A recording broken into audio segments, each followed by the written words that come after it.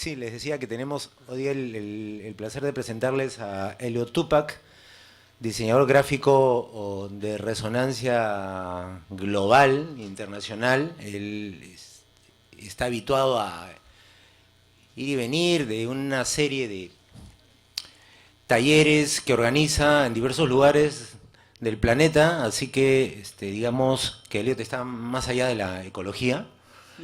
Hemos ido adelantando en el curso de prácticas y escenarios una serie de ideas, hemos colocado referencias, imágenes, textos en los dos pisos del pabellón E, y bueno, hemos creado, como le comentaba a Elliot, toda una expectativa en torno al saber que ha desplegado Elliot en el mundo de la gráfica urbana. Así que yo, antes de darle la palabra, quería pedirles un fuerte aplauso para él.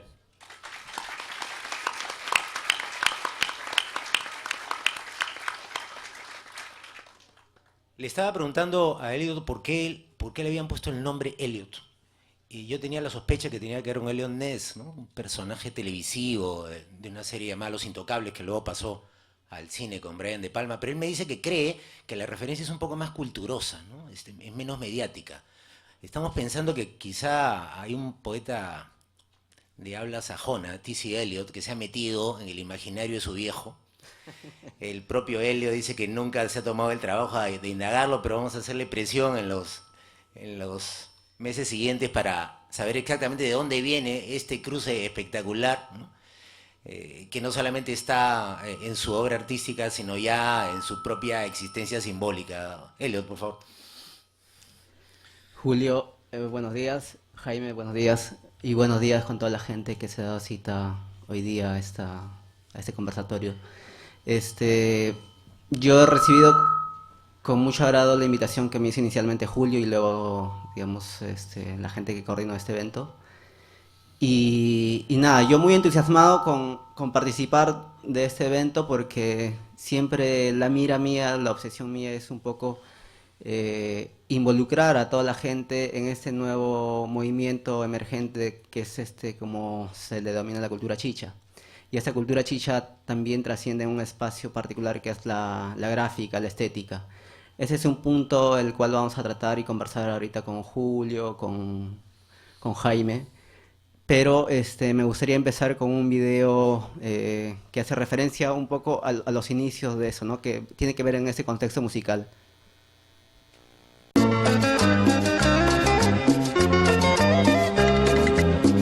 latinoamericanos estuvimos escondiendo mucho tiempo esa esencia de lo que somos.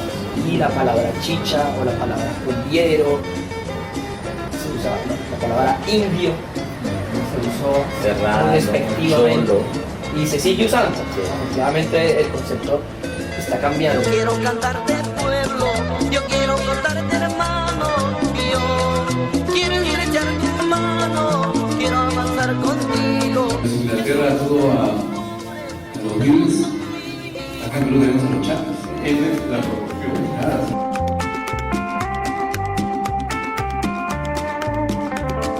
La chicha, que ya tienen compilados extranjeros, la cumbia, todos los géneros populares están empezando a ver bien, ya están empezando a convertirse de cierta manera en algo exótico para los extranjeros que lo ven un poco sofisticado.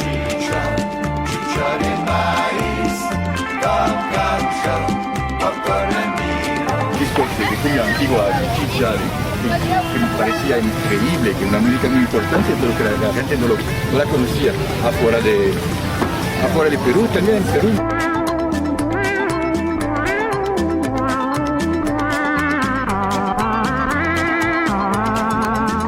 Una película de chicha. New York City.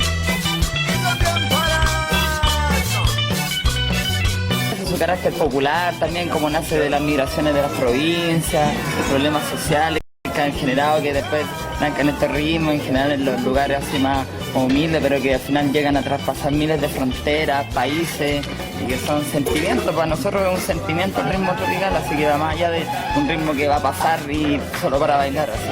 Tiene que ver con actitud. La chicha, así venga como de la cumbia, es otra cosa. Tocan cumbias, paseos, tocan cuyas, tocan cosas que no son cumbias. Yo lo llamaría chicha. Se llama toda la cumbia peruana la chicha.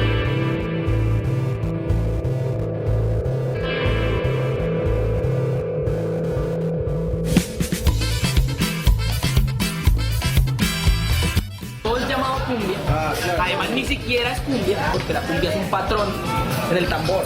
Afuera de Colombia hay un género que se llama cumbia. No es cumbia, Pero es- se va a llamar cumbia. La chicha es la parte peruana de la cumbia global.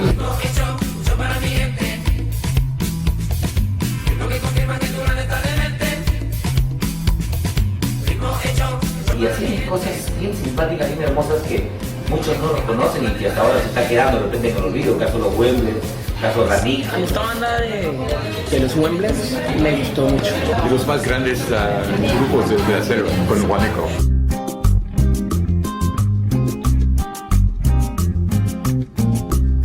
Chicha integra también hasta nuestros países. El maíz y las bebidas que a su alrededor se podían crear en los chichas de Colombia, en los mayas, en los aztecas, tenía que ver con las bebidas así de este tipo, fermentadas. Lo cual significa pues que es una unión de todos los países sudamericanos.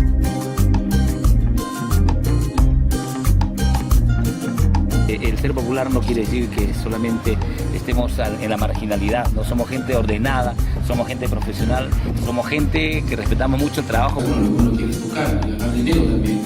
Entonces hay que buscar un equilibrio para vender, pero no para venderse. Se puede sufrir, puede doler, pero se aprende. Que se trabaja como tal un trabajo artístico ya. En la unión está la fuerza. Primero está lo nuestro, luego el resto. Yo siento que para mí una sociedad debería avanzar mirando el origen, por lo que había antes de que llegara esta sociedad occidental.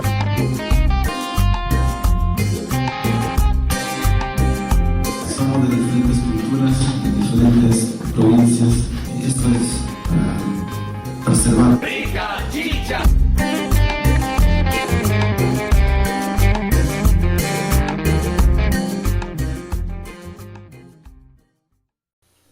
Bien, ese video, lo que quise con este video era un poco reforzar la idea del tema chicha, porque es bueno recordar también que todo este boom de la gráfica chicha obedece directamente a la época de los 80, época donde la música tropical andina toma con fuerza la capital. Ese es uno de los referentes, digamos, como principio de esta gráfica. Los 80, yo para eso ya convivía dentro del taller de mi padre y de alguna manera también conviví con todos los colores, conviví con toda la cuestión gráfica, las letras y todo eso, ¿no? Entonces vamos a explicar un poco ese proceso o ese paso del tiempo que he desarrollado, digamos, en la tipografía, que inicialmente ni siquiera yo lo llamaba tipografía, simplemente era una cosa cotidiana al cual yo desarrollaba, pero ya con el tiempo como que voy asumiendo algunos términos que corresponden. Bien, lo que decía, los 80, con este boom de la música tropical andina, los grupos, llámense Chapis, Chacalón, Alegría, Tongo y un sinfín más, son gente o grupos que provienen de la Sierra Central.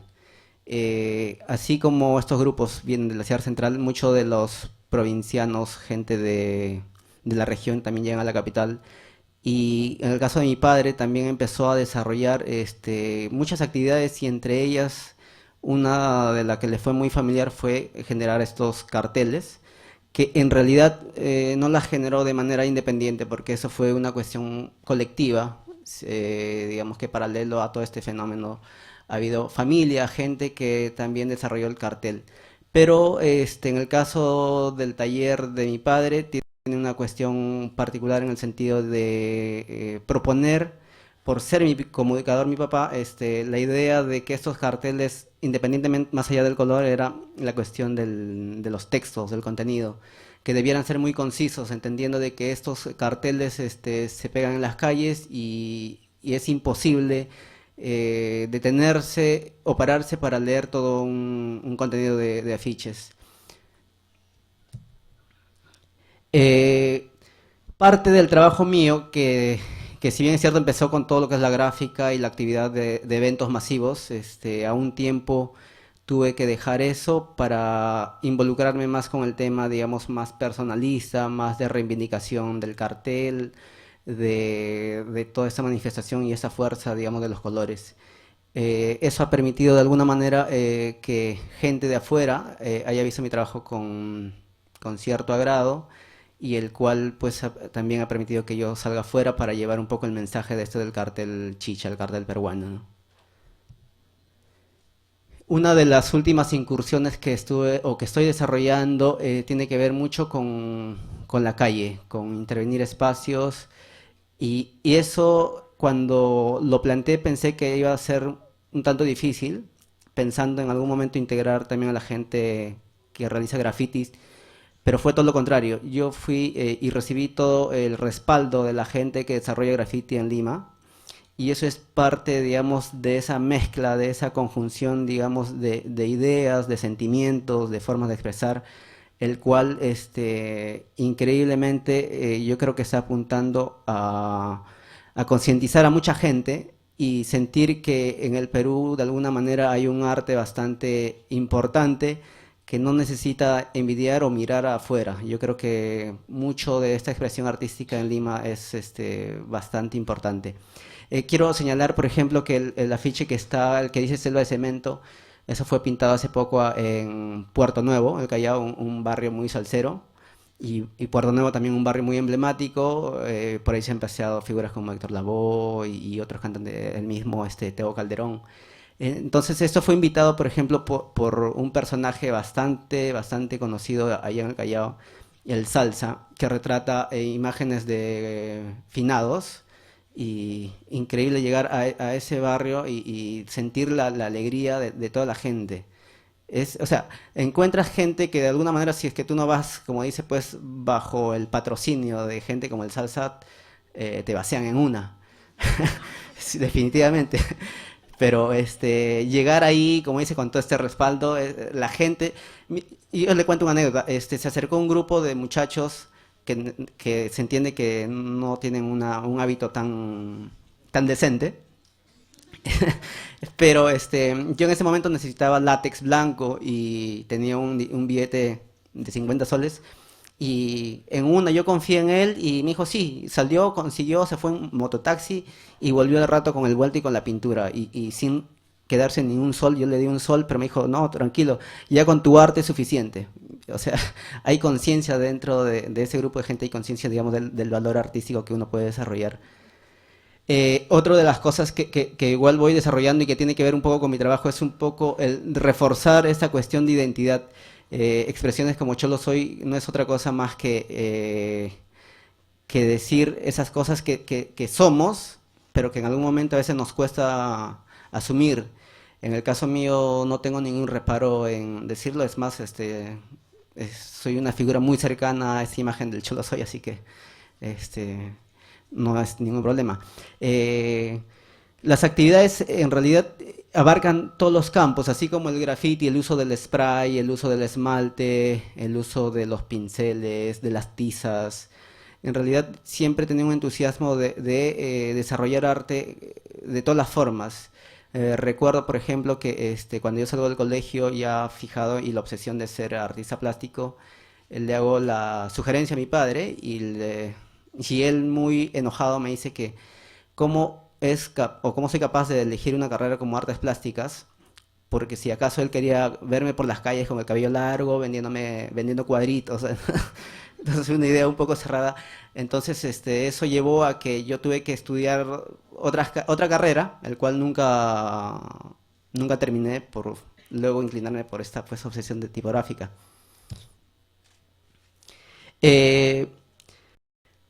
Propuestas. Lo del polo me parece una cuestión interesante porque considero también como un lienzo que permite llevar, digamos, un mensaje y es parte de las cosas que voy desarrollando entre una y otra cosa, entre el cotidiano, que en realidad mi trabajo último, más allá de desarrollar carteles para eventos, lo que hago es desarrollar lettering, vectorizarlos y trabajar para, digamos, para empresas y de alguna manera participar de esas agencias en una cuestión de imagen corporativa con, digamos, con lo que yo puedo colaborar, que son la parte gráfica, la parte estética, la parte de lettering.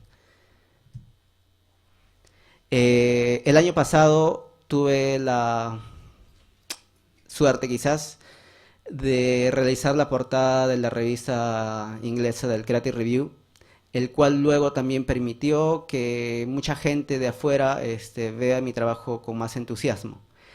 Luego, en noviembre del año pasado, la revista Somos, el suplemento Somos del Comercio, hace una excepción extraordinaria al permitirme hacer la portada del suplemento con toda esa estética chicha. Creo que después de esto despidieron al director de Somos porque no iba por ahí la línea, creo, pero igual yo le agradezco y tengo un cariño especial por el favor. Ahora lo mantienes. Sí, sí. Y sí, entonces durante el tiempo el trabajo mío ha servido para ocupar algunas páginas de revistas, de notas, en fin, de todo.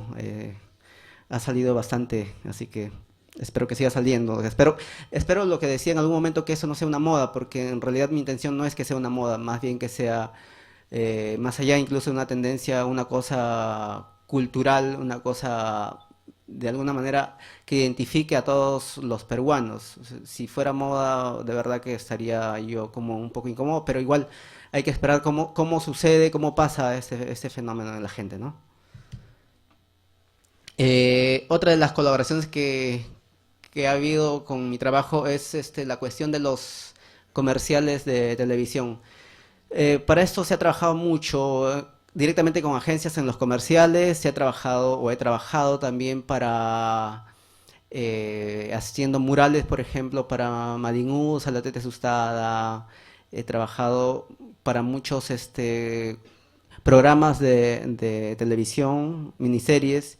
Mi trabajo de alguna manera ha sido también como que bien visto por ese lado, digamos, de la televisión, el cual yo estoy muy agradecido por todo ese favor que vienen, digamos, realizando. Y más allá de hacerme un favor a mí directamente, es un favor, digamos, con esa cultura gráfica popular. O sea, si bien es cierto, yo soy como la figura latente y la imagen que está frente a la cámara o digamos, a los medios, pero siempre es bueno, digamos, rescatar, valorar el trabajo que vienen desarrollando los diferentes talleres que realizan estos carteles chicha. Ese no es mi carro, voy aclarando, pero ya quisiera, si tuviera uno, creo que lo verificaría de esa manera. La estética chicha ha trascendido, creo que también, y a muchos de ustedes seguro le consta, en diferentes líneas, ropa, en revistas, en decoraciones. Es ahorita como un referente gráfico. Yo de alguna manera trabajo tanto en esto que casi ya no desarrollo nada personal un buen tiempo. Yo tengo un proyecto de desarrollar cosas personales para el mes de diciembre, que es la muestra en Pancho Fierro. Y yo había pensado inicialmente empezar de enero, pero por cuestiones de tiempo todavía no empiezo ese trabajo, pero espero tener el tiempo necesario para hacer una buena muestra para lo que toca en Pancho Fierro. Los talleres me parece también una cuestión bastante importante porque es uno de los espacios que permite generar, digamos, participación de la gente y que pueda asimilar también la técnica que se hace en el afiche. Yo en ningún caso pretendo llevarme la tumba a los secretos del trabajo del cartel. Más por el contrario, siempre procuro enseñar a la gente para que pueda tener referentes directos de cómo se elabora un cartel chicha. El otro es los talleres, digamos, con niños, en otros casos con los grupos de asentamientos humanos, que se programa una vez a la semana y llevar de alguna manera también la participación de los niños en la producción de carteles, de impresiones muy personales de los niños, y el cual es como una de las satisfacciones que a mí me involucra tanto que no pienso dejar de hacerlo. Ya ha pasado un buen tiempo, pero sigo haciéndolo porque en realidad la gente que menos tiene, de alguna manera, se merece, aunque sea ese poco de tiempo que yo les puedo brindar, para que también se sientan, digamos, parte de todo este movimiento. Y bueno, como para culminar, digamos, las otras actividades en las cuales yo estoy como involucrado es en la producción de fuentes tipográficas. A nivel Latinoamérica hay un personaje, Ale Paul, que es el rey de las tipografías en Sudamérica. Y yo, si bien es cierto, tengo un aprecio especial por ese señor, me costaba y me cuesta haberle escrito un correo y sugiriéndole digamos, alguna propuesta mía. Pero más bien tuve la suerte que él me haya encontrado en internet por el Flickr y me hizo, digamos, una oferta de trabajo para trabajar en fuentes tipográficas y sería interesante porque esa es la parte que separa y dice un poco del cartel chicha, ¿no? Si bien es cierto, todo es trabajo a mano alzada, pero hay otro entusiasmo mío que es desarrollar estas fuentes con los programas correspondientes y espero también con esa idea de que, digamos, el lettering que yo pueda desarrollar también puedan ser usado por todos, bajándolo desde el internet, ¿no? Bueno, eso sería todo. Traté de resumir un poco el tema para llevar un poco el tema del conversatorio de manera fluida. Muchas gracias y nada, agradecido con todos ustedes.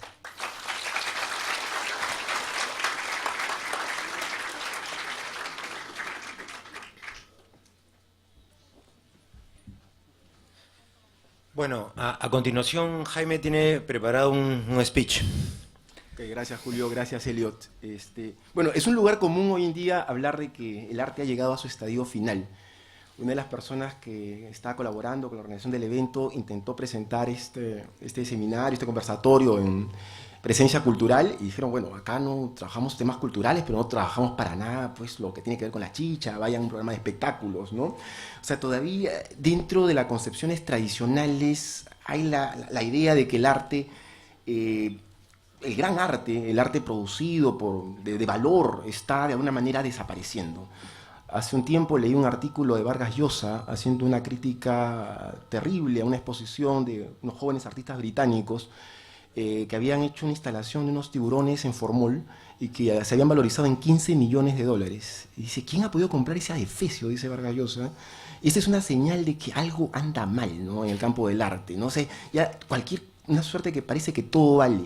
Y volvió de nuevo a atacar el Nobel el último fin de semana, el día domingo de las elecciones, hablando de un artista español llamado Napoleón, ¿no? Que hace una suerte de expresionismo abstracto y cada cuadro, bueno, es un artista que recién empieza, cuesta entre 3.000 y 6.000 euros. Bueno, no, eso no tendría nada de extraño. Dice Vargas Llosa, siguiendo cualquier edificio día se cuelga, ¿no? Pero el problema es que Napoleón no es un ser humano, sino es un caballo, ¿no? Entonces, bueno, obviamente el que cobra no es el caballo, sino es un trabajo que hacen a dos manos, mejor dicho, a hocico y mano, ¿no? Porque el caballo, bueno, le pagan con alfalfa su partner, y una fortuna en alfalfa. Y la cuestión es, Vargas Llosa dice, bueno, esta es una señal de que algo anda mal en el campo del arte. Bueno, pero no solo en el campo del arte, también en el campo del conocimiento, ¿no? Es decir, y esto va directo, siempre que almuerzo en la cafetería me encuentro con profesores con rostros muy compungidos después del parcial. Y me preguntan, ¿cómo han estado los parciales? Me dicen, bueno, ¿no? Ahí, pues, el rendimiento es cada vez deplorable. Le dice, los estudiantes cada vez leen menos, o no leen simplemente. O sea, artistas que no pintan en todo caso caballos, estudiantes que no estudian. ¿Qué está pasando, no? Es decir, la explicación que yo trato de dar es que estamos en una suerte de etapa de transición, estamos ante el advenimiento de algo distinto. Estoy diciendo, los estudiantes posiblemente no estudian como estudiaban los sujetos de mi generación, generaciones anteriores, sino que más bien leen de una forma distinta. De algo de eso nos señala Barico en un texto que se llama Los Bárbaros, y justo señala como bárbaros a ustedes, ¿no? Es decir, no es que los bárbaros no lean, sí leen, pero leen de una forma distinta, pues, a los sujetos de las generaciones anteriores que buscaban más bien profundizar en el texto. Es decir, yo recuerdo que cuando era estudiante, mientras que el texto tenía más dificultad, nosotros nos alentaba más a leerlo. Hoy en día un chico ve un texto con cierto grado de dificultad y simplemente lo tira al lado, ¿no? Pero eso no significa que no busque información, pero la información que busca trata de que sea en la medida algo que ellos puedan entender rápidamente y que puedan comunicar con otros. Es un poco como de alguna manera funciona el buscador Google, ¿no?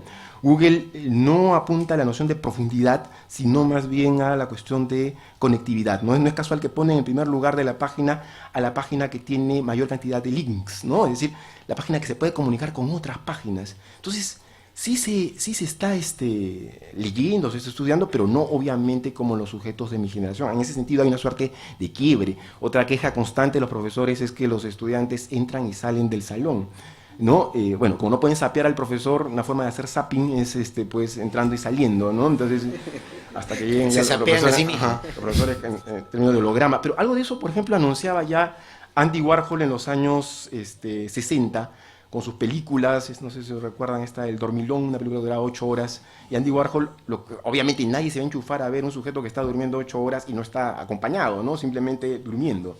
La idea era desacralizar el espectáculo cinematográfico y que la gente no se enchufara a ver la película completa, sino que pudiera, pues, ver algunos aspectos, salir, entrar, un poco como ustedes hacen cuando van a las clases, ¿no? Un rato los veo un toque, está el profesor ahí, salgo, regreso, ¿no?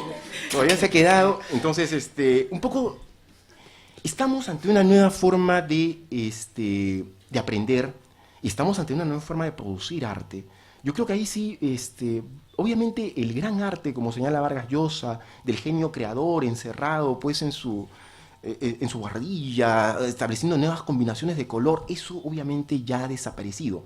Como el estudiante que de alguna manera encuentra, o el estudioso que encuentra nuevas asociaciones, relaciones de forma solitaria, también eso ha desaparecido. Y no hay que tener mucha nostalgia por eso, pero se está gestando otras cosas, ¿no? Y entre esas otras cosas es lo que está apareciendo con la propuesta de Elliot Tupac, ¿no? Elliot Tupac de alguna manera es la expresión de esta nueva transformación que hay en el campo del arte, que no tiene que ver tanto con el arte que se produce, pues, en galerías, en los centros de enseñanza tradicional, sino en algo que vengo discutiendo con mis alumnos y que hemos reconocido como el arte de la multitud, ¿no? Que es muy distinto al arte con el autor, con el genio, del sujeto que crea de forma individual. Cuando a Elliot le suelen preguntar, oye, ¿y quién es el creador de todo esto? Elliot sonríe y dice, bueno, no hay un creador con nombre y apellido, ¿no? Esto es una producción colectiva, ¿no? Pero, ¿quiénes son esa multitud y cuándo aparecen? Es decir, una multitud es, ojo, tampoco me gusta cuando dice, no, entonces esto lo ha producido el pueblo. Los pueblos no producen nada, ¿no? Es decir, los estados le producen al pueblo, construyen una idea de pueblo. Le construyen una tradición, le construyen un pasado. Cuando trato de explicar esta diferencia, les construyen una identidad, ¿no? Es decir, por ejemplo, todos los aquí presentes nos han construido la idea de que descendemos de los incas, ¿no? Una chica me dice, no, pero yo tengo ascendencia italiana. No, tú también desciendes de los incas, ¿no? Todo el mundo, de alguna forma, nos han construido un pasado común. Y algo de eso quiso hacer, por ejemplo, el gobierno revolucionario de la Fuerza Armada en los años 70, que han vuelto a estar de moda. Velasco Alvarado ha vuelto a estar de moda gracias a nuestro actual presidente, ¿no? Velasco quiso construir una noción de pueblo inspirada, pues, en el folclore andino. Es más, yo recuerdo que inclusive Papanel desapareció en los 70s. Fue el niño Jesús igual, ¿no? Fue reemplazado por el niño Manuelito. En fin, bueno, nos fregaron la infancia. Pero se gestó otra cosa, ¿no? Es decir, mientras que el Estado estaba preocupado por construir una identidad nacional, con un folclore, una revalorización del quechua, lo que sucedía en las calles era algo distinto. Producto del fracaso económico, pero no político y social, de la reforma agraria, se aceleró un proceso de inmigración que se fue gestando en los antiguos conos de la capital. Allí fue el germen de lo que venimos a reconocer como la multitud. Entonces, las multitudes no son conformadas por el Estado. Las multitudes adquieren una autonomía distinta a la lógica que el Estado le quiere dar a los pueblos. Y no, ojo, no es una masa, porque las masas son uniformes, no tienen una identidad. Un ejemplo que suelo trabajar con mis alumnos, un ejemplo de masa, la trinchera norte o el comando sur. O sea, no admiten diferencias, todos tienen que pensar de la misma manera. Si no me crees, anda a la trinchera norte y anda con una vincha de Alianza Lima y vas a ver, algo te va a pasar, ¿no? O sea, no se estimula lo distinto. Las multitudes no. Asumen la diferencia, se recrean de la diferencia y viven la diferencia, ¿no? Como parte de su componente. El puneño que se casa con la piurana, eso no significa que sus identidades se disuelven, mantienen su subjetividad, pero se van construyendo otras. Este concepto de singularidad, subjetividad, que es el componente de la multitud, posiblemente debe ser una de las cuestiones, unas lógicas conceptuales más difíciles, pero voy a tratar de explicarla de la forma más didáctica. Y de una manera, creo, hasta un poco romántica, ¿no? Cuando tú tienes tu pareja, no significa que Jesús Javier con María Jimena desaparecen, pero se van a construir un cuerpo distinto. Es más, nadie llama a su pareja por su nombre completo, por ejemplo, Arañita, Repollito, ¿no? Entonces, ¿no? Es decir, ambos se construyen una singularidad que es distinta a sus nombres comunes. O sea, te construyes un cuerpo para el otro. Igual un poco, el Facebook sería un buen ejemplo de multitud. O sea, tú te construyes una figura, un cuerpo para el Facebook, que no es el mismo que tu cuerpo físico exterior, ¿no? Pero ese cuerpo está en conjunción para ser visto por los otros. Es decir, es una subjetividad, pero armada en relación con los otros. Bueno, un poco eso es la multitud. Y esta multitud ha creado una cultura. Las multitudes por lo general son muy creativas y están al margen del Estado. Mientras yo recuerdo Velasco, el gobierno revolucionario, la Fuerza Armada y sus intelectuales se preocupaban por difundir el folclore, estas singularidades que habían creado. La chicha, ¿no? Este encuentro de lo diverso, ¿no? Cumbia, el huayno, la psicodelia, una suerte de arroz con mango ininteligibles, ¿eh?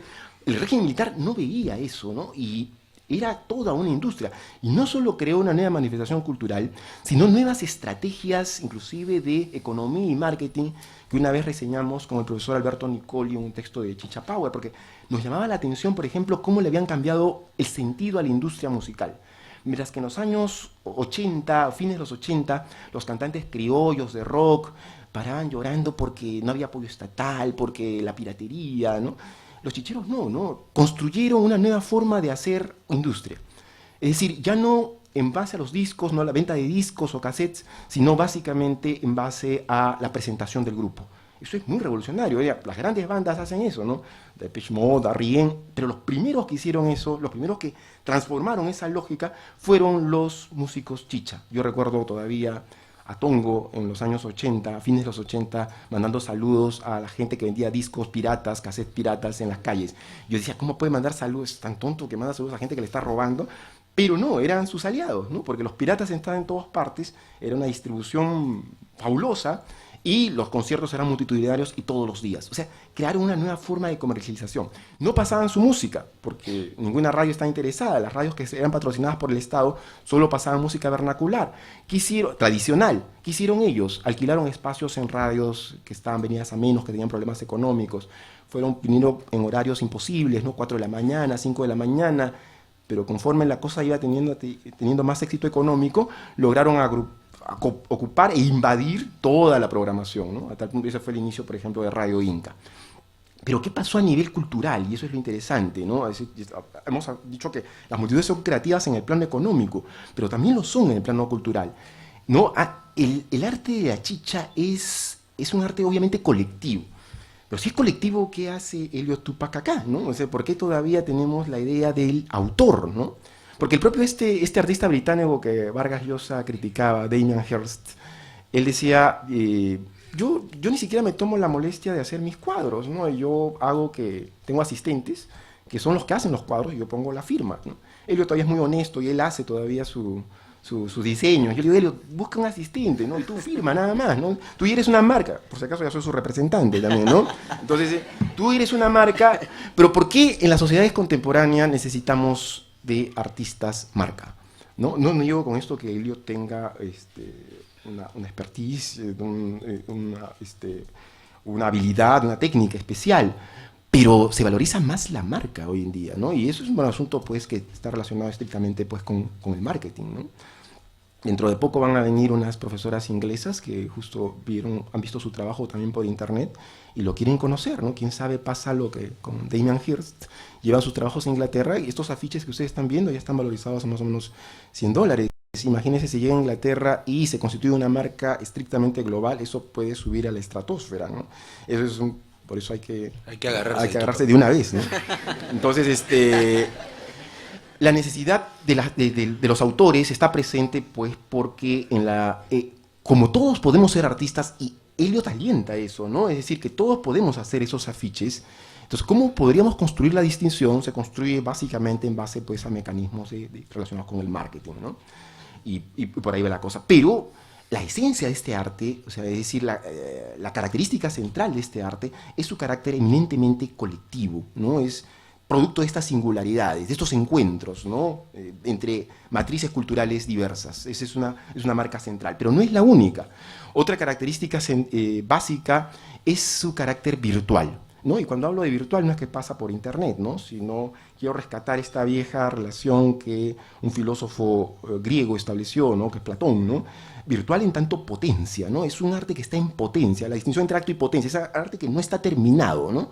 Como el juguete el Lego, ¿no? El Lego hoy día puede ser un robot, mañana una muñeca, ¿no? Siempre, nunca puedes decir, ¿y en qué va a terminar? Cuando le preguntan a Eliot en una entrevista, ¿te acuerdas que fue la semana pasada? ¿Y por dónde va a ir esto? Nos encogemos de hombros, ¿no? Esto es como un Lego, ¿no? Hoy día tiene estas marcas, mañana tendrá otras. Es como el lenguaje, ¿no? Que también Julio ha trabajado, ¿no? Es decir, ¿por dónde va el camino de la jerga? Se está reconstituyendo, se está reconfigurando, no tiene una finalidad en el sentido estricto. Y esa también sería otra marca del arte de la multitud, su carácter monstruoso, ¿no? En el sentido de que no tiene una finalidad, no tiene una forma determinada, ¿no? Ha pasado también con la gastronomía, ¿no? Ahora todos felicitamos en nuestra comida, pero yo recuerdo cuando iba a los chichódromos a fines de los 80, principios de los 90, en la puerta de los chichódromos vendían el aeropuerto y el plato de los 7 colores, ¿no? Ceviche, papa a la huancaína, ¿no? Ceviche con huevo frito. Y la gente, pues yo le mencionaba a mis amigos aquí en la universidad, y oye, qué asco, ¿no? Y ahora tú vas a un restaurante 5 tenedores y eso está perfectamente validado, ¿no? Y es producto de esas mezclas, de estas combinaciones, ¿no? De estos encuentros entre la diversidad. Y eso es lo que para una estética oficiosa podría ser considerado como algo monstruoso, ¿no? Y otro elemento que de alguna manera está presente en lo que Eliot de alguna manera trabaja es esta búsqueda de siempre a la búsqueda de encontrar y de juntarse con otras manifestaciones, un poco cuando lo reafirmó esto de su encuentro con la gente del hip hop o la gente de la salsa, ¿no? Entonces no hay que tenerle miedo a estas nuevas formas de saber, a estas nuevas formas de arte que se están gestando. Antonio Negri, un filósofo italiano, decía que lo que diferencia a un autor moderno de un postmoderno es que los modernos sienten nostalgia por las instituciones que se están yendo, ¿no? Los profesores sentimos nostalgia por ese alumno, pues, de saber enciclopédico que ya no existe, ¿no? Hay 1 o 2 marcianos por allí, ¿no? O Vargas Llosa siente nostalgia por el artista con A mayúscula que establece nuevas combinaciones encerrado en su taller. Cuando hay un arte y hay un conocimiento que se está gestando en las calles y la cual Eliot Tupac es uno de sus más prominentes representantes. Gracias.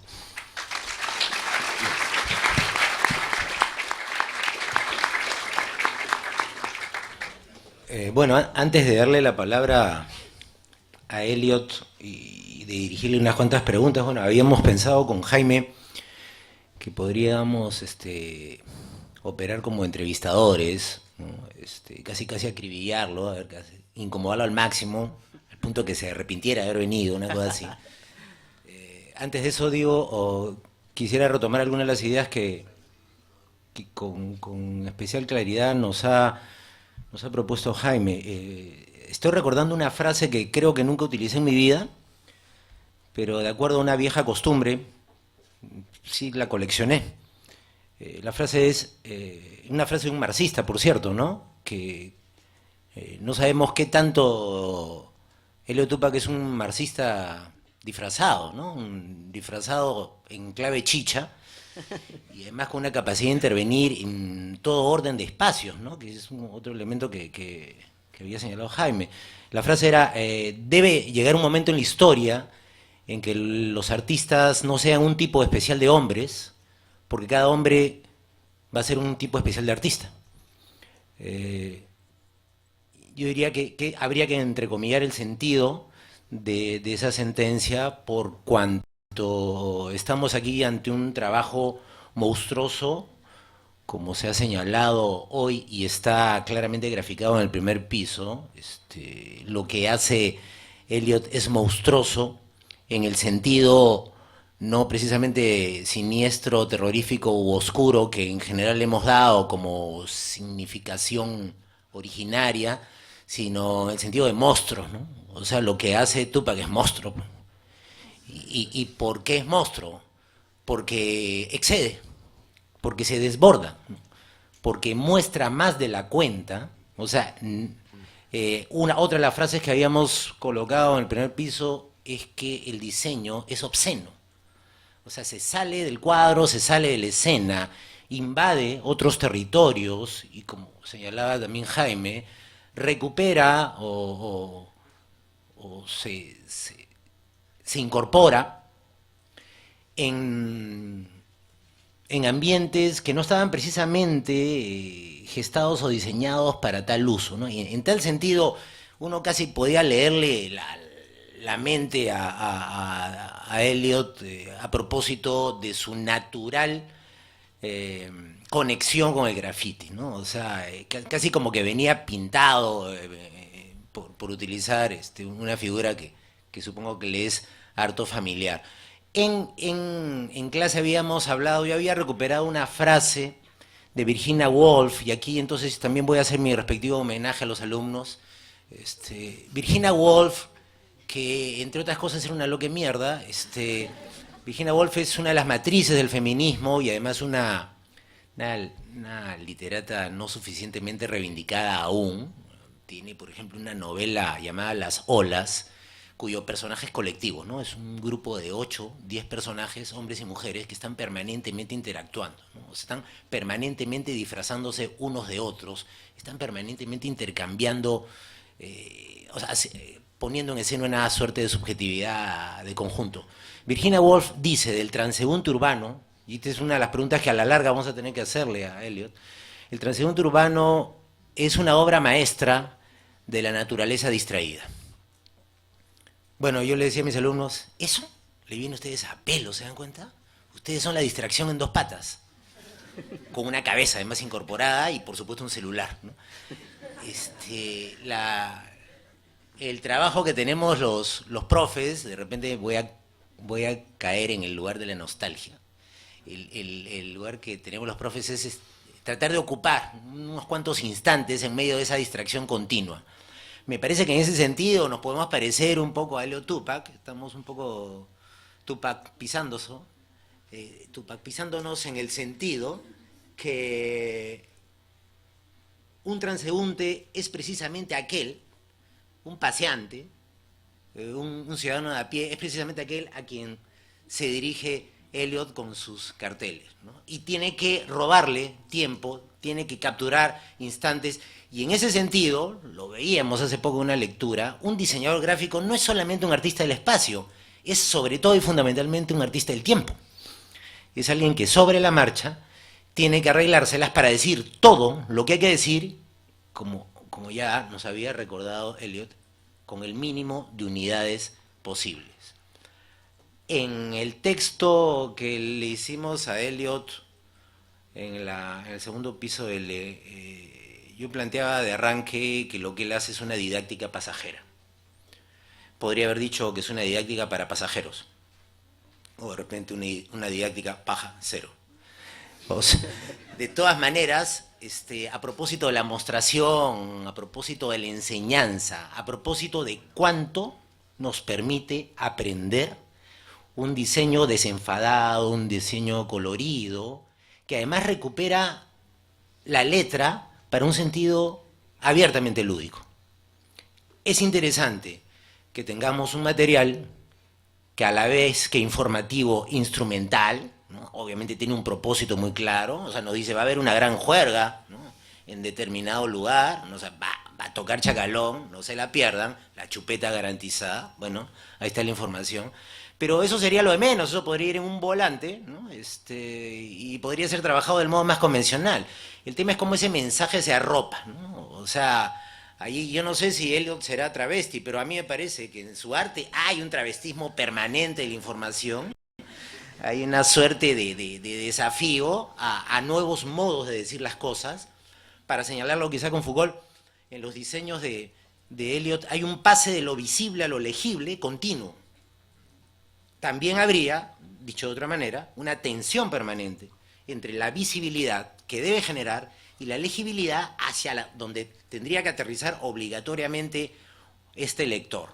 Entonces, de hecho, y también lo hemos señalado en ese texto, se trata de un tema absolutamente singular, y singular aquí, voy a retomar la idea de Jaime, no es igual a personal, ¿no? Y no estamos hablando tampoco de lo puramente informal. Yo me atreví a colocar ahí un neologismo en el texto diciendo que el arte de Eliot es transformal, ¿no?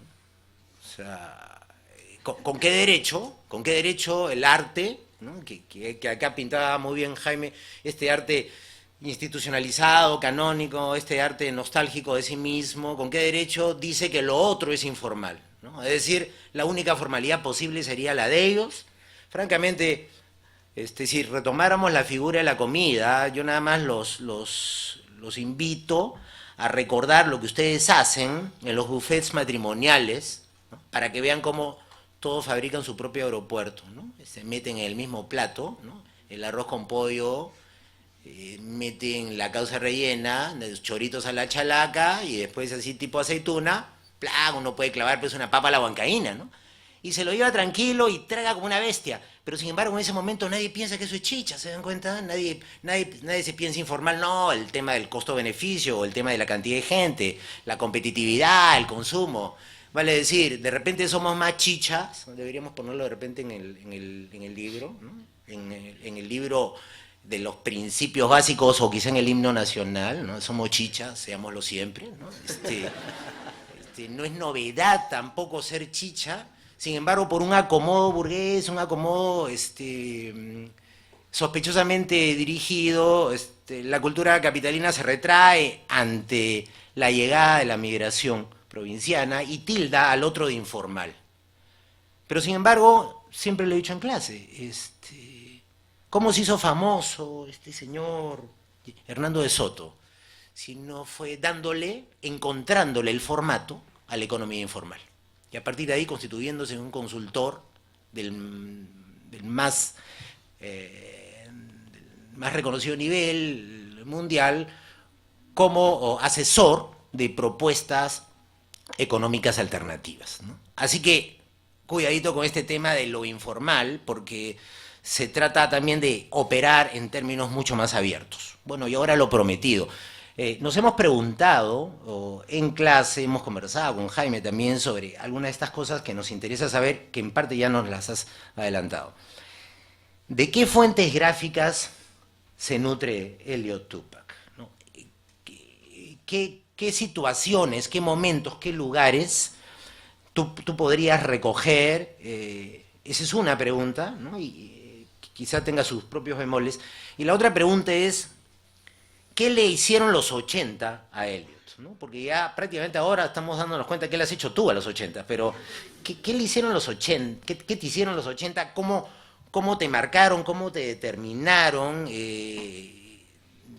Negri dice que quizá más importante que lo que está estructurado es la potencia o la fuerza estructurante, ¿no? O sea, ¿qué cambios empezaste a vivir, aparentemente por lo que nos hemos informado a partir de los 12 años, quizá desde los 2 años, ¿no? Pero digamos, a los 12 se torna concreto, ¿no? O sea, ¿por dónde llevarías estas interrogantes? Sí, los referentes gráficos que yo tengo, inicialmente ni siquiera los consideraba referentes, simplemente era una cuestión de puro gusto, de una naturaleza así muy... ¿Por el juego mismo? Sí, como un juego, porque en realidad yo cuando tenía pues ya los 8 o 9 años tocaba ir a la Avenida Grau en esos tiempos donde venían libros y siempre ocupaba ver revistas antiguas y de alguna manera lo que siempre captaba mi atención era algunas revistas antiguas que tenían los trabajos del pincel, del trabajo de la pluma. Ajá. Entonces, a tal punto que seguí a modo de buscar más libros, encontré algunas revistas con gráficas así. Entonces, esas figuras caprichosas de letras no cuadriculadas, no de palos secos, como que generó en mí esa inquietud. Palo seco, este es buenísima la categoría. Sí, sí. Es una categoría que se da, o sea, que es que se maneja en Parece que tipografía. hacía la sexualidad de un anciano. Palo seco. Quizás, ya le tocará, pero... ¡Qué bueno! Pero sí, esos son los referentes. Y curiosamente yo lo que hacía era, de estas revistas, hacer recortes y sobre un cuaderno pegarlas. Entonces, en realidad yo tenía un álbum en cuaderno rayado, con recortes así de todas las cosas que encontraba en el camino. ¿Ahí tenías cuántos años en ese momento? En ese tendría como los 10 años. 10 años, o sea, eso es casi el año 87, 88. ¿Eran expediciones que hacías por tu cuenta o estabas yendo con tu viejo? Con No, tu eran hermano? expediciones solitarias, con los amigos. Y eso era digamos, la curiosidad mía. Pero en realidad nunca jamás había pensado pues, a futuro. O sea, nunca he pensado de que yo me iba a dedicar a eso. O sea, era una cuestión, por lo mismo que convivía en el taller con mi padre y todo era letra. Y lo que me pasó a mí sucede con sobrinos míos, que la mayoría aprende a leer y a escribir antes que a sumar y rezar. O sea, es una cosa que se ha dado de manera constante. Pero esos son los referentes. Yo luego ya con el tiempo empecé también a alternar con la gente de ese tiempo de la parada, Gamarra. Y sí, me gustó mucho el trabajo del pincel y estuve trabajando también el tema del pincel para carros. Entonces, yo manejo esos códigos del pincel, de la pluma, que son los referentes para luego desarrollar todo lo que es la gráfica. Correcto. Y entonces, a ver, nosotros aquí estamos insistiendo, lo hemos dicho muchas veces en clase, así que no nos puedes dejar mal respecto a esto, de que hay que olvidarse un poco de la figura del individuo, ¿no? O sea, hay que restarle, bajonear un poco este mito del artista talentoso que se separa de la masa o que amasa a la masa, ¿no? Y que contiene todo lo que es excepcional de una época porque el resto no le tocó nada, llegó tarde a la repartición, ¿no? ¿Cómo recuperar en tu trabajo, en tu propia experiencia, este tema de lo colectivo, ¿no? de una creatividad que va, viene, ¿no? de la que nadie es dueño, de la que nadie es monopolizador? O sea, si tú vienes, según nos has comentado, de una familia de artesanos, ¿no? Entonces, tú has respirado un ambiente, has respirado figuras, ¿no? O sea, tú de repente comías letras, sopa de letras, pero de repente puede ser tu menú. O sea, Sí. ¿qué nos puedes comentar sobre esta desindividualización del autor, digamos, ¿no? O del artista exclusivo. Sí, lo que yo decía, por lo general yo soy como la figura visible de todo este fenómeno de estética, pero en realidad siempre lo que hago es participar de la gente, de los talleres que producen este tipo de cartel. Y no solamente queda ahí, porque la gente, digamos, que participa de los talleres que yo puedo dictar, también se involucra con el tema y entonces esto ya no es nada más, digamos, como una proyección estrictamente de Elliot, sino que Es siempre... abrir una dimensión. Exacto.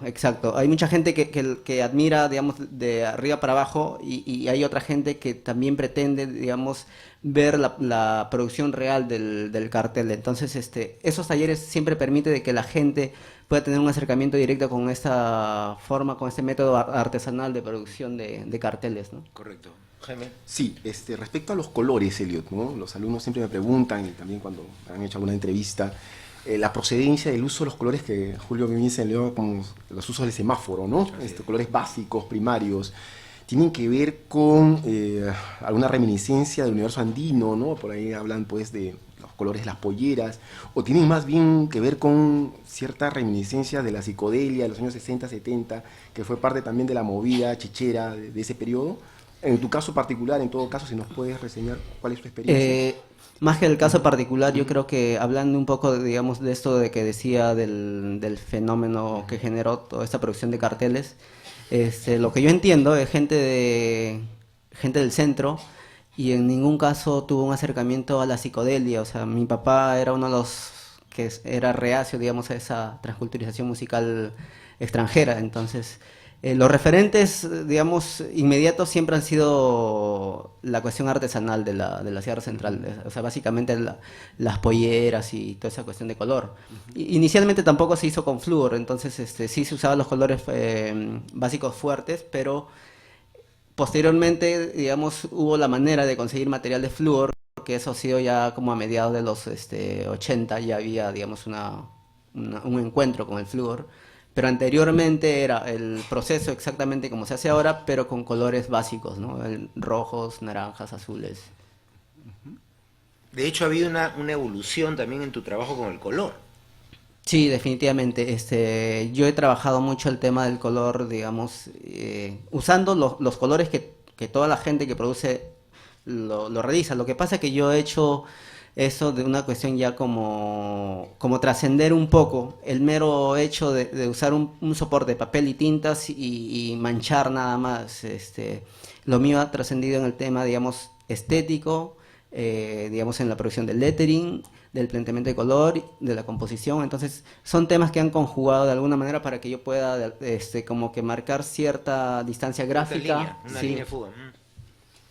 O sea, ahí hay todo un fenómeno a fuerza de explorar, ¿no? A fuerza de experimentar con todos los materiales, con todos los recursos. Tú ya has tenido, digamos, te has colocado en una posición distinta, ¿no? Sí, lo que pasa es que incluso una de las cosas que hizo que yo, digamos, dejara un tanto la producción masiva de eventos era el tema de los costos, ¿no? Producir tanta cantidad de carteles digamos, para que el pago sea en cantidades mínimas, generó en mí que más bien lo enfoque de otra manera.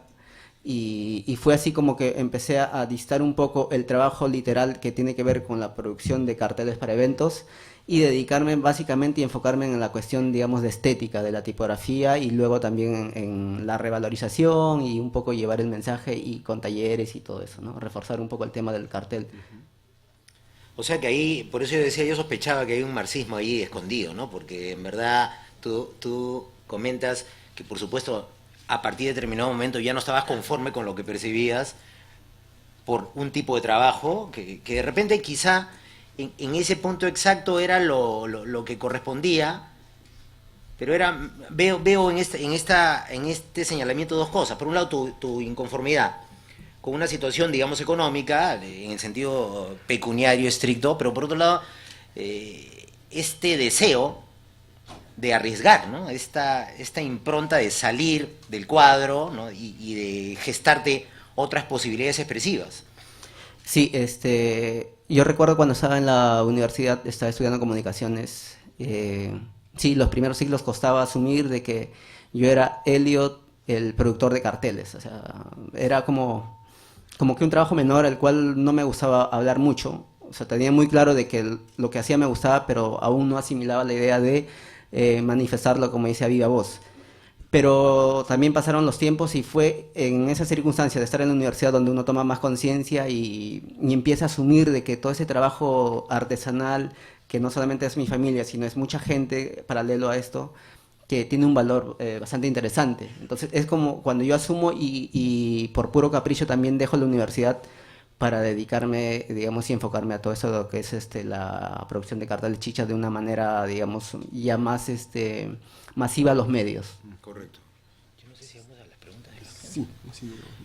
Sí. De repente el público, ese ente monstruoso que tenemos acá al frente, la multitud, quiere manifestarse. ¿Alguna pregunta de Elliot? No sé. Ahí. Elliot, interesante tu presentación. Quería preguntarte, ahora creo que te estás convirtiendo en un artista, como dice Jaime, en una marca, ¿no? Gastón, por ejemplo, tiene el sueño de internacionalizar la comida peruana. El pisco se está vendiendo, ahora tenemos la corriente de marca Perú. ¿Cuál sería tu sueño como artista? ¿Quieres que esta corriente, no sé, pues de pintura que refleja la cultura chicha se internacionalice? ¿Cuál sería tu sueño, ¿no? Ahora que te ha agarrado esto de sorpresa. Por ahí sí, eso digamos, de agarrar de sorpresa es un poco ambiguo a la vez, porque en realidad aunque de manera consciente, pero he venido trabajando desde los 12 años. Entonces, como alguna vez alguien me dijo que yo tuve la suerte, y creo que no es suerte, más bien es un poco el esfuerzo que uno hace a lo largo del tiempo para buscar un espacio. Si me preguntas sobre el punto, ¿qué es lo que yo espero del futuro? Es un poco la idea esa de reforzar el tema del cartel fuera, pero paralelo a eso estoy obsesionado con el tema tipográfico. Es por ello que soy como autodidacta de tipografías, leo muchos libros de tipografía, quiero en realidad seguir cursos de tipografía y llegar a ese fin que es la producción tipográficas para computadoras, ¿no? Elliot, o sea que tú eres un tipo gráfico. Sí, absolutamente. ¿Qué más? Bueno, el diseño, los diseños que tú haces, como dices, o sea, el cartel, por ser de la calle, o sea, busca llamar la atención en un primer momento, o sea, llamarnos la atención a través de formas estrambóticas o de formas que no son normales, que se pueden caracterizar como monstruosas. Y la música chicha, que también parte por el mismo hecho de darle o sea, de no ser armónico, de apelar siempre a lo que llame la atención, a lo fuerte, a lo brusco. O sea, ¿qué tanto Sí. tanto representa en la multitud? O sea, Mira, las características de la multitud. En ningún caso, al menos yo que estoy involucrado con eso, en ningún caso la música chicha es ejecutado mal de alguna manera. No, si es no, que- no es un sonido estridente tampoco, en todo caso todos serían sonidos Te estridentes. has equivocado de categorías en tu pregunta, de hecho. Sí, Te has puesto así en el lugar casi del verdugo, el juez de Occidente. O sea, que digas pues que no se trata de música normal o que esto es estrambótica. Por eso cambia el speech. ¿Sí? A ver, plantéalo desde otra perspectiva. O sea, No. a lo que voy es, o sea, ¿qué tanto o sea, al menos en tu diseño, qué tanto recoges de la multitud, de lo que es la multitud? ¿Qué características crees que están impregnadas en tu diseño de la multitud, de la gente? Mira, en principio todo, porque eso ha sido la base del desarrollo de mi trabajo.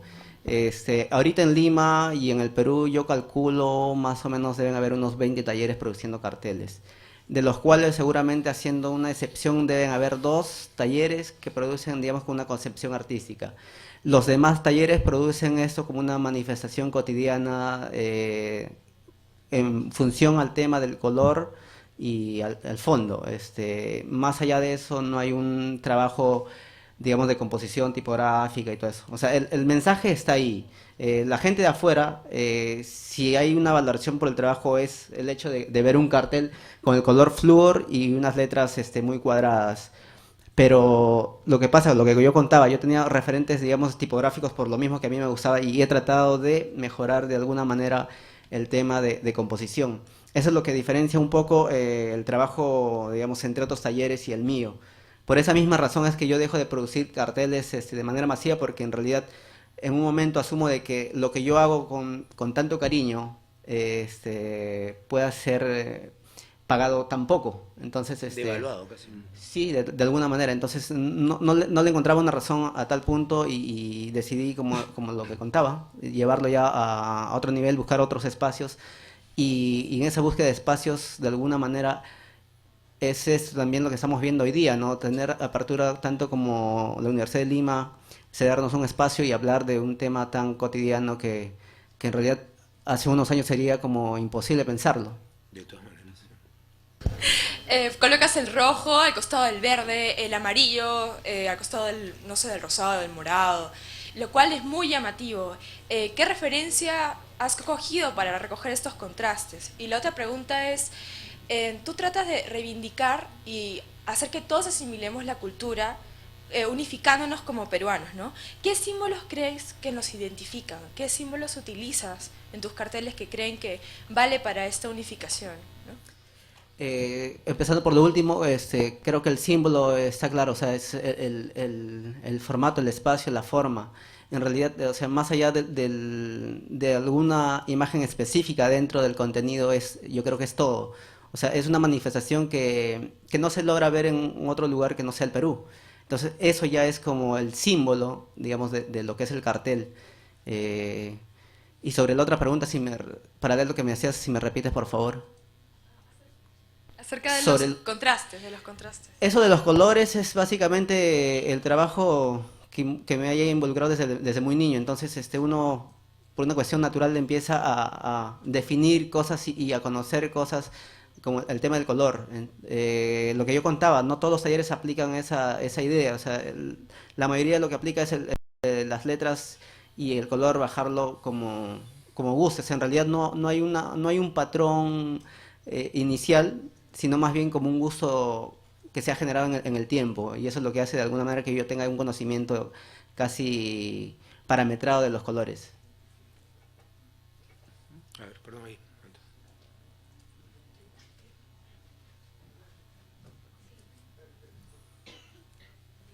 Hola. Yo te quería preguntar un poco por la intervención que hizo él anteriormente, porque si bien es cierto, muchas personas de repente no entendemos exactamente el mensaje de muchas manifestaciones o mensajes que se producen para que la gente consuma. Afuera de repente es más, o sea, resulta más fácil que un cartel con estas características o que una música con esas características se identifique un poco con nuestra cultura porque es vista desde afuera. Pero para la gente que vive aquí, que está invadida con todo ese tipo de mensajes y que puede parecer estridente la música, que puede parecer estridente los colores que empleas, que no necesariamente es algo malo, sino que es una cuestión de percepciones, el mensaje de repente no les queda muy claro, de repente puede gustarles, pero no saben por qué o cuál es el mensaje exacto. Entonces, yo quisiera saber en ese sentido, ¿cómo es que tú crees que este mensaje está llegando a la gente aquí, en el Perú, y cuál es la intención de repente de emitir este mensaje? ¿Cuál es el mensaje en sí? Sí, yo lo veo igual con cierta desventaja todo eso, porque en realidad veo como una cuestión mediática a veces, con una cuestión de moda, el cual, como decía inicialmente, me preocupa mucho porque no me gustaría que fuera de esa manera, pero está pasando eso, como todas las cosas de moda, que en realidad uno les agarra gusto por pura inercia, por el hecho de que está ahí. Entonces, si bien es cierto, hay un grupo que lo ve de una manera, digamos, más consciente, hay mucha gente que igual lo ve, pero de pura inercia, porque el otro empieza a hablar del tema. O sea, considero igual que no hay una conciencia lógica, entendible del mensaje del cartel. O sea, hay mucha gente que lo ve esto como una moda. Bueno, jóvenes, un aplauso, por favor.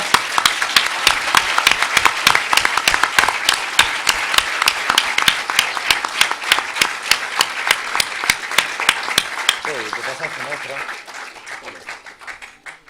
Ok, eso es.